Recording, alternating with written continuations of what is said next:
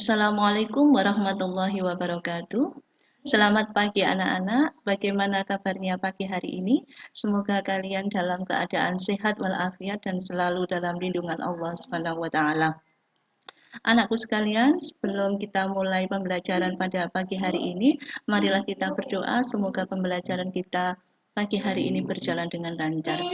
Berdoa dimulai.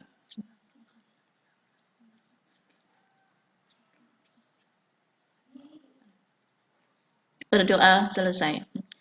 Anakku sekalian, saya ingatkan untuk yang belum absen, jangan lupa untuk setiap paginya kalian harus absen terlebih dahulu. Anakku sekalian, pada pertemuan kali ini, sebelum memasuki pembelajaran, tolong disiapkan untuk yang pertama peralatan tulisnya, kemudian buku tulisnya, kemudian buku paket. Kalian buka halaman 129. Anakku sekalian, pada pembelajaran daring kita kali ini akan membahas bab 3, yaitu aktivitas manusia dalam memenuhi kebutuhan. Dengan subpokok bahasan kebutuhan manusia. Tujuan pembelajaran kita pada pagi hari ini adalah supaya kalian dapat menjelaskan pengertian kebutuhan. 2. Supaya kalian dapat menjelaskan macam-macam kebutuhan manusia. Yang ketiga, kalian dapat menjelaskan faktor-faktor yang mempengaruhi perbedaan kebutuhan manusia. Anakku sekalian, kalau kita lihat di setiap keluarga, rumah tangga, pasti banyak sekali kebutuhan. Dan kebutuhan manusia itu memang sangat banyak sekali. Bagaimana untuk mengatasi segala itu dan bagaimana cara untuk memenuhinya? Anakku sekalian, untuk yang pertama yang harus kita lakukan adalah membuat yang namanya skala prioritas. Skala prioritas itu berarti kita harus memberikan atau mengurutkan kebutuhan kita mulai dari yang paling penting, kurang penting, dan tidak penting, sehingga kita tidak akan bingung kebutuhan mana yang harus kita dahulukan terlebih dahulu untuk dipenuhi. Nah, kebutuhan itu apa? Kebutuhan adalah suatu keinginan terhadap suatu barang atau jasa yang menuntut adanya pemenuhan. Apabila tidak dipenuhi, maka akan mempengaruhi kehidupan. Jadi, kita berusaha sekali untuk memenuhi kebutuhan hidup kita supaya tidak mempengaruhi kehidupan. Kemudian, yang berikutnya adalah macam-macam kebutuhan. Macam kebutuhan menurut intensitasnya, ada kebutuhan primer dan kebutuhan sekunder, kebutuhan tersier. Kebutuhan primer itu apa? Kebutuhan primer adalah kebutuhan yang harus dipenuhi, karena apabila tidak dipenuhi akan mempengaruhi kelangsungan hidup kita. Nah, kebutuhan primer itu apa saja? Meliputi pangan, sandang, kemudian papan. Pangan, makanan kita yang kita makan sehari-hari itu adalah kebutuhan primer atau pokok. Kemudian sandang, pakaian yang kita kenakan itu adalah sandang. Kemudian papan, rumah, tempat kita istirahat, tempat kita menghilangkan rasa lelah, tempat kita berkumpul dengan keluarga. Nah, itu. Jadi, sandang, pangan, papan adalah contoh dari kebutuhan primer.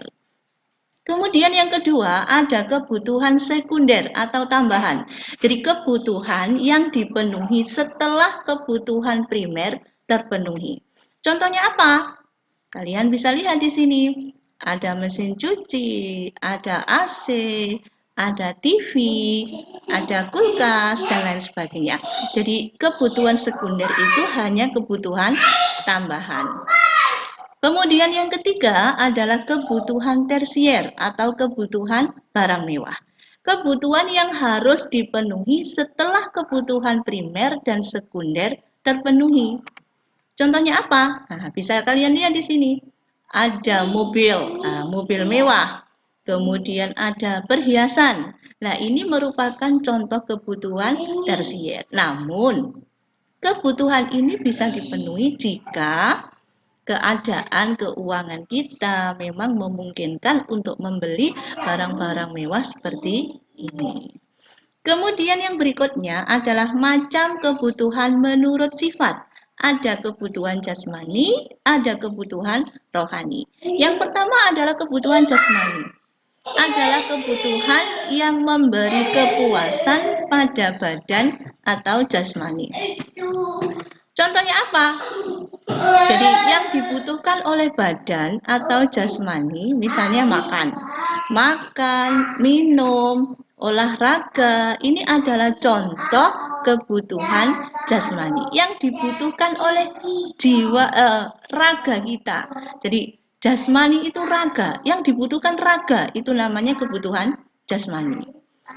Kemudian ada kebutuhan rohani, kebutuhan yang dirasakan untuk kepentingan jiwa manusia.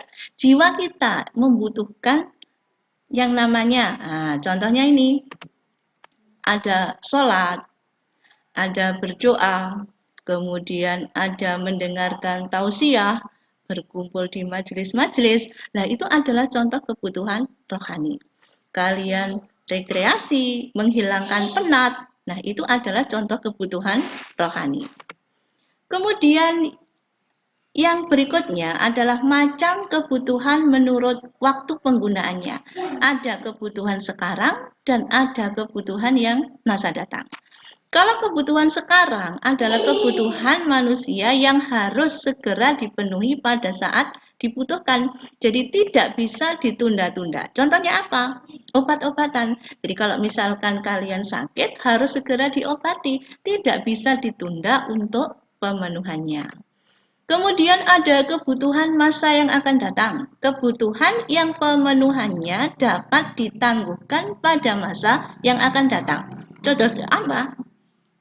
Ada menabung, kebutuhan masa depan ada pendidikan, ada asuransi, ada investasi. Jadi setiap kalian misalnya diberi uang saku, tolong disisihkan sebagian untuk ditabung. Karena itu adalah untuk memenuhi kebutuhan di masa yang akan datang. Kemudian pendidikan yang kalian laksanakan sekarang, itu adalah kebutuhan di masa depan. Kalian akan memetiknya nanti. Kemudian ada asuransi.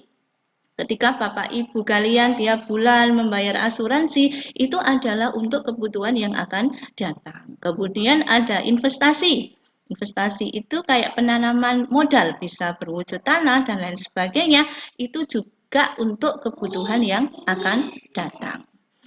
Kemudian, macam kebutuhan menurut subjeknya. Ada kebutuhan individual, ada kebutuhan kelompok. Kebutuhan individu itu apa? Kebutuhan yang berhubungan langsung dengan perorangan. Misalnya apa? Sepatu. Jadi sepatu ini adalah contoh kebutuhan individu. Makan, minum, itu adalah contoh kebutuhan individu. Kemudian yang berikutnya ada kebutuhan kelompok. Kebutuhan yang dirasakan oleh sekelompok orang secara bersama-sama dan pemenuhannya juga dilakukan bersama-sama. Nah, contohnya ini, ada jalan raya, kemudian ada taman-taman. Nah, ini adalah contoh kebutuhan kelompok. Anakku sekalian, selain itu ada faktor-faktor yang mempengaruhi perbedaan kebutuhan manusia. Apa saja itu? Yang pertama adalah jenis kelamin, tingkat pendidikan, lingkungan tempat tinggal, kemajuan iptek, tingkat pendapatan, status sosial, dan perbedaan selera. Jadi ketujuh faktor inilah yang menyebabkan kenapa kebutuhan manusia itu berbeda-beda. Anakku sekalian, untuk daring kali ini materinya cukup yang macam kebutuhan sama faktor-faktor itu dulu. Kemudian yang terakhir ini ada latihan soal yang harus kalian kerjakan. Nanti jawabannya ditaruh di buku tulis saja. Anakku sekalian, demikian pembelajaran daring kali ini. Kurang lebihnya saya mohon maaf dan saya akhiri. Wassalamualaikum warahmatullahi wabarakatuh.